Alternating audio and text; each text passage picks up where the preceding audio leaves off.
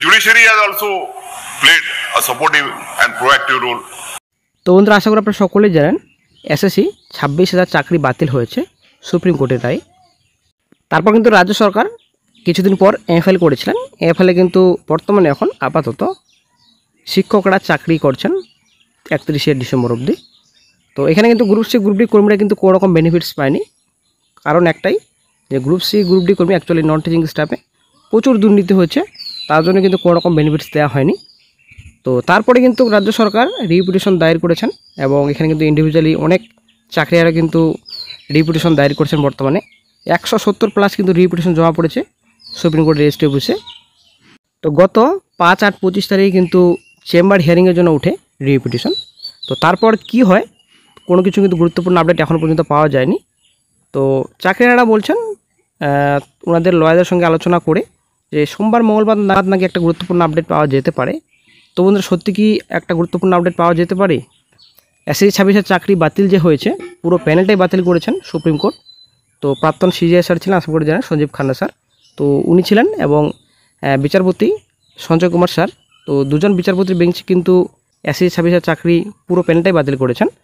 তো বর্তমানে এখন কিন্তু এটাই প্রশ্ন উঠে আসছে, এখন কি বর্তমানে সিজিআই স্যার একটা কোনো কিছু করবেন চাকরি হারাদের জন্য, ন্যায় বিচারের জন্য? এটাই হচ্ছে এখন বর্তমান ব্যাপার। যেদিন কোর্টে কেসটি মেনশন হয়, তো সেদিন কিন্তু প্রধান বিচারপতি স্যার বলেছিলেন যে এই বিষয়ে অবশ্যই দেখা হবে এবং নতুন করে একটা বেঞ্চ গঠন করা হবে। তো দ্রুত যেন শুনানি হয়, এই বিষয়ে একটা ব্যবস্থা অবশ্যই নেওয়া হবে। উত্তরপ্রদেশের ইটানগড়ে হাইকোর্টে এই নয়া ভবনের উদ্বোধন মঞ্চে উপস্থিত হয়ে প্রধান বিচারপতি বলেন, আমি সর্বদা বিকেন্দ্রীকরণের সমর্থক। আমি মনে করি ন্যায় বিচার জনগণের দোরগোড়ায় পৌঁছানো উচিত। আদালত, বিচার বিভাগ, আইনসভা কোনো শাসক শ্রেণী বা কর্মকর্তাদের জন্য নয়। আমরা সকলেই এখানে জনগণের কাছে ন্যায় বিচার পৌঁছে দেওয়ার জন্য আছি। পাশাপাশি ওই সভা থেকে অরুণাচল রাজ্যের প্রশংসা করেন প্রধান বিচারপতি। তিনি বলেন, অরুণাচলের বৈচিত্র্যের মধ্যে ঐক্য প্রশংসনীয়। এখানে 26টি প্রধান উপজাতি এবং 100টিরও বেশি উপ উপজাতি রয়েছে। এখানকার সরকার সকলের সংস্কৃতি সংরক্ষণের জন্য কাজ করছে। এর সঙ্গে তিনি যোগ করেন, দেশের অগ্রগতি একান্ত কাম্য, তবে তা কখনোই সংস্কৃতি ও ঐতিহ্যের মূল্যে নয়। এই মঞ্চ থেকে নিজের মণিপুরের শিবিরের সফরের কথাও উল্লেখ করেন প্রধান বিচারপতি বি.আর. গাভাই। তিনি বলেন, সেখানে যাওয়ার পর একজন মহিলা আমায় বলেছিলেন, আপনার নিজের বাড়িতে আপনাকে স্বাগত। সেই রেস ধরে জানান, এটাই আমার দেশ, এই ভারত আমাদের সকলের বাড়ি।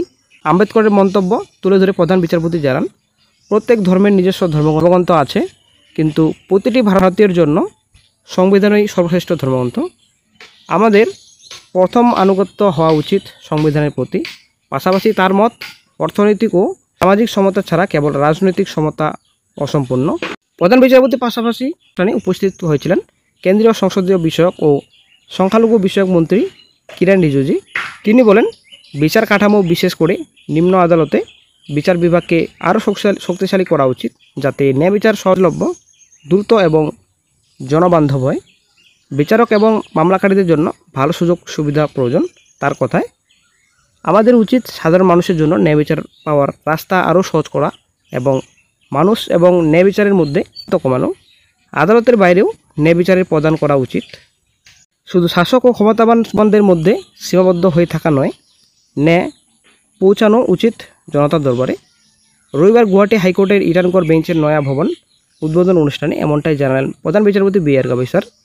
তিনি বলেন, বিচার বিভাগ, আইনসভা ও নির্বাহী বিভাগ সকলের কাজ জনগণের সেবা করা। তো বন্ধুরা, এ থেকে আপনারা কী আভাস পাচ্ছেন? কেবল শাসকের কাছে নয়, ন্যায় বিচার যেন জনতার দরবারে পৌঁছায়, বার্তা প্রধান বিচারপতির।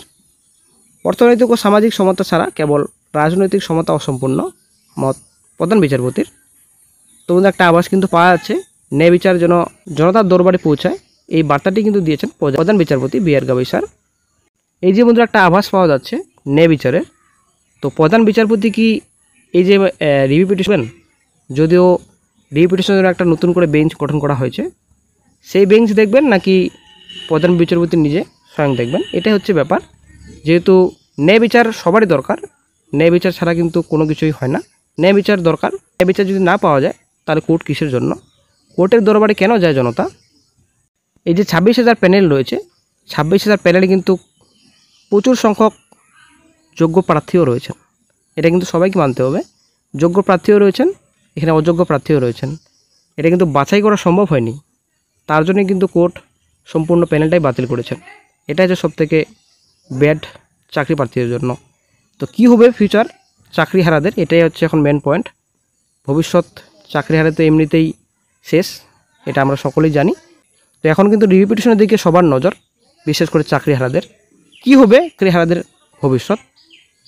তো রিভিউ পিটিশনের অর্ডার কপি কবে নাগাদ আসতে পারে অফিসিয়াল সাইটে কারও কিন্তু বর্তমানে জানা নেই, এটা কিন্তু পরিষ্কার। অনেকে বলছেন সোমবার মঙ্গলবার আশা করা যায় না কোনো কিছু হবে, কারণ 11 তারিখ থেকে 14 তারিখ এই যে মামলা লিস্টেড হয়েছে ওপেন কোর্ট হিয়ারিংয়ের জন্য, সেই মামলা কিন্তু চলবে। কিন্তু কোনো রকম বর্তমানে আপাতত রিভিউ পিটিশনে যে চেম্বার হিয়ারিং হয়েছিল তার কিন্তু ওপেন কোর্ট হিয়ারিংয়ের কোনো রকম গুরুত্বপূর্ণ আপডেট নেই, লিস্টেডও কিন্তু কোনো রকম হয়নি। সুমন বিশ্বাস নামে একজন চাকরিহার বলছেন নাকি বলে সোমবার মঙ্গলবার পিটিশন আবারও নাকি মেনশন হবে।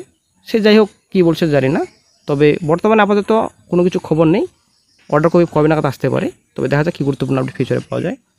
তো বন্ধুরা, চাকরি হারাদের জন্য কিন্তু এটাও একটা দুর্ভাগ্য যে এই যে রায় দিয়েছেন প্রধান বিচারপতির বেঞ্চ কিন্তু রায় ঘোষণা করেছেন। আশা করি আপনারা সকলে জানেন, এটাও একটা খুবই গুরুত্বপূর্ণ পয়েন্ট। এই রায় কিন্তু প্রধান বিচারপতির বেঞ্চ থেকেই দেওয়া হয়েছে, আশা করি আপনারা জানেন। তো তার জন্য কিন্তু বিভিন্ন আইনজীবী মহল একটা বিষয় নিয়ে কিন্তু সংশয় প্রকাশ করেছে, যেহেতু এই রায় প্রধান বিচারপতির বেঞ্চ দিয়েছে, তাই রিভিউ পিটিশন আদৌ অ্যাকসেপ্ট হবে কিনা সে নিয়ে কিন্তু সংশয় রয়েছে। আশা করি আপনারা জানেন যে আইনজীবী ফিরোজ এডোলজি কিন্তু বলেছিলেন যে রিভিউ পিটিশন করতে কিন্তু বাধা নেই, কারণ সেটা সংবিধান স্বীকৃত।